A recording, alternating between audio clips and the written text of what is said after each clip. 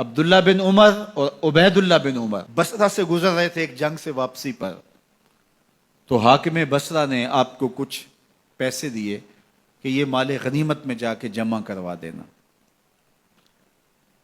اور پھر خود ہی مشورہ دیا کہ عراق کے اندر فلاں فلاں چیز بہت سستی مل جاتی ہے اور حجاز میں ان چیزوں کی قیمت زیادہ ہے، تو اگر آپ ایسا کر لیں کہ یہ ان پیسوں سے خرید لیں اور جا کے مدینہ المنورہ میں فروخت کر دیں، تو جو زائد پیسے آپ کمائیں گے وہ آپ کے ہوئے، اور یہی اشرفیاں جو میں نے دی ہیں آپ کو، اتنی اشرفیاں بیت المال میں جمع کروا دینا، تم نے محنت کی ہوگی، تجارت کی ہوگی، تو جتنے بچیں گے وہ آپ کے ہوں گے۔ تو انہوں نے کہا بہت اچھا، وہاں سے مال خرید لیا، مدینہ المنورہ میں آ کے بیچ دیا، جتنی اشرفیاں انہوں نے وہاں سے دی تھی بیت المال کے لیے، اتنی بیت المال میں جمع کروا دی۔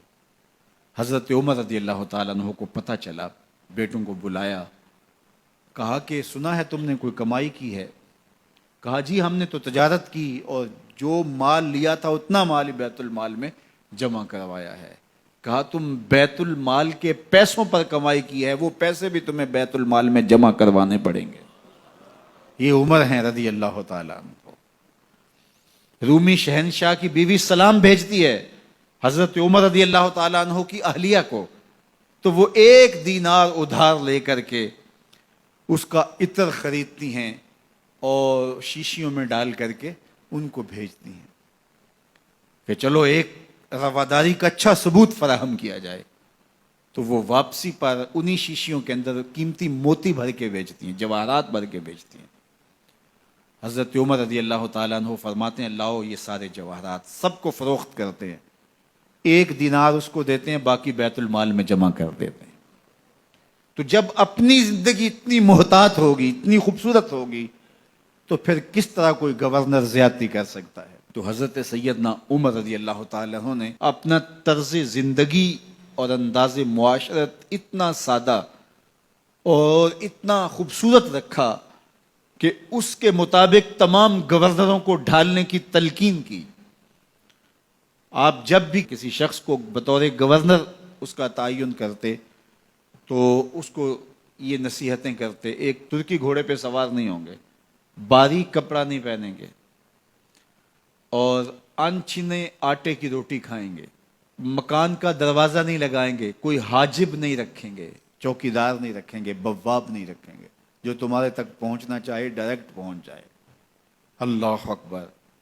اور پھر جب کسی کو متعین کیا جاتا اس کی جائیدادیں لکھ لی جاتی ہیں کہ اس کے پاس کتنی جائیداد ہے، وہ حساب اپنے پاس رکھتے، اور جب وہ معزول ہوتا یا اس کا وقت ختم ہوتا تو آپ دیکھتے کہ اب اس کے پاس جائیداد کتنی ہے۔ اگر وہ جو پہلے آپ نے اپنے پاس ریکارڈ رکھا ہوتا اس سے جائیداد اس کی زیادہ ہوتی تو حضرت عمر بقیہ جائیداد بیت المال میں جمع کرتے۔ اللہ اکبر۔ اور یہ کیسے تھا؟ گورنر بول نہیں سکتا تھا، اس لیے کہ حضرت عمر کی اپنی بود و باش بھی اسی طرح کی تھی، اپنا طرز زندگی بھی اسی طرح کا تھا۔ مال غنیمت میں بہت ساری چادریں آتی ہیں جو سب کو تقسیم کر دی جاتی ہیں۔ خطبہ جمعہ دینے کے لیے آئے تو ایک شخص کھڑا ہو گیا، عمر خطبہ بعد میں سنیں گے، پہلے یہ بتائیں کہ یہ جو تم نے قمیض پہنی ہے یہ کہاں سے آئی؟ مال غنیمت کے اندر جو چادریں آئی ہیں سب کے حصے میں ایک ایک چادر آئی، آپ داراز قد ہیں، ایک چادر سے قمیض نہیں سل سکتی، تو آپ کی قمیض کہاں سے آئی؟ پہلے اس سوال کا جواب دے دیجئے، پھر خطبہ سنیں گے۔ اللہ اکبر۔ آپ کے بیٹے کھڑے ہوتے ہیں، کہا ایک چادر سے میرے باپ کی قمیض نہیں بنتی تھی، میں نے اپنے حصے کی چادر بھی اپنے باپ کو پیش کی ہے۔ اس نے کہا اب سناؤ، اور ہم سنتے ہیں۔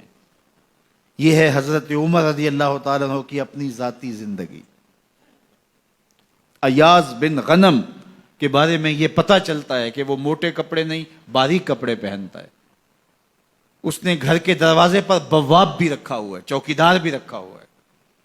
تو حضرت عمر رضی اللہ تعالیٰ عنہ محمد بن مسلمہ کو بھیجتے ہیں، محمد بن مسلمہ جاتے ہیں اور جا کے تحقیق کرتے ہیں تو ایسا ہی پاتے ہیں، تو ان کو وہیں گرفتار کر کے لے آتے ہیں اور حضرت عمر کے دربار میں پیش کیا جاتا ہے، چھڑی اس کے ہاتھ میں دے کر فرماتے ہیں جاؤ تم بکریاں چرایا کرو، تم گورنری کے لائق نہیں ہو۔ ایک گورنر کو بکریاں چرانے پہ لگا دیتے ہیں اس لیے کہ تم نے ان اصولوں سے، ان ضابطوں سے انحراف کیا ہے جو ایک سلطنت کے ذمہ دار کے لیے لازم اور ضروری ہیں۔ دور موجود کے حکمرانوں کو، چاہے وہ عرب کے حکمران ہوں چاہے وہ عجم کے حکمران ہوں، اگر وہ اسلام کا نام لیتے ہیں تو انہیں اپنے اعمال کا جائزہ لینا ہوگا کہ ہم کھڑے کہاں ہیں۔